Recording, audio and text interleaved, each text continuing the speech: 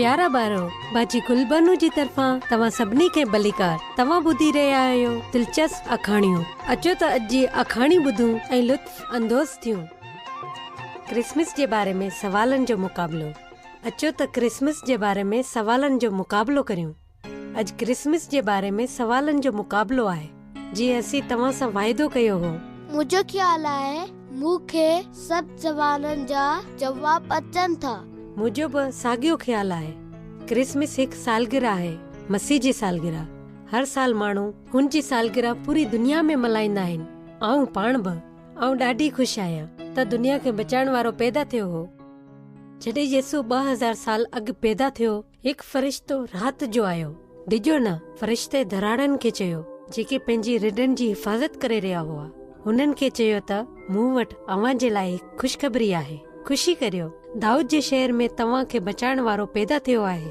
हू मसीह आहे, यसू मसीह, असांजो मालिक। तव्हां हिकु ॿार खे कपिड़े में वेड़ल ऐं अहोरे में सुतल ॾिसंदा। ओचितो फ़रिश्तनि जो हिकु टोलो ज़ाहिर थियो ऐं चवण लॻो त ख़ुदा जा वखाण थियनि, नजात ॾींदड़ पैदा थी वियो आहे। ख़ुदा माण्हुनि सां जाम प्यार करे थो ऐं हू अव्हां सां बि प्यार करे थो। हाणे पाण क्रिसमस जे सवालनि जो मुक़ाबलो शुरू करियूं था। छा तव्हां तयारु आहियो? ऐं हर सवाल जा 2 जवाब तव्हां खे ॾींदसि, पर सिर्फ़ हिकु ई सही जवाब हूंदो। तव्हां खे सही जवाब लिखणो आहे। अचो त शुरू करियूं। यसू किथे पैदा थियो? बैतलहम या काहिरा में? यसू जी माउ जो नालो छा हो? सारा या मरियम? यूसुफ छा कमु कंदो हो? बिजली जो कमु या काठ जो कमु? फ़रिश्तनि कंहिंखे ॿुधायो त दुनिया खे नजात ॾियण वारो पैदा थियो आहे? धराड़नि खे या हेरोदस खे?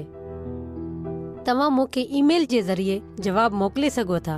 ही तो भलो आहे, हीअं ई करियां थो। मुंहिंजो तव्हां खे मशवरो आहे त जे अव्हां वटि बाइबल आहे त लूका 2 बाब पढ़ियो, जिते तव्हां खे यसू जी पैदाइश जी कहाणी मिलंदी ऐं उते अव्हां खे सही जवाब मिलंदा। ठीकु आहे ॿारो, हाणे बाजी गुलबानो खे इजाज़त ॾियो। ख़ुदा हाफ़िज़।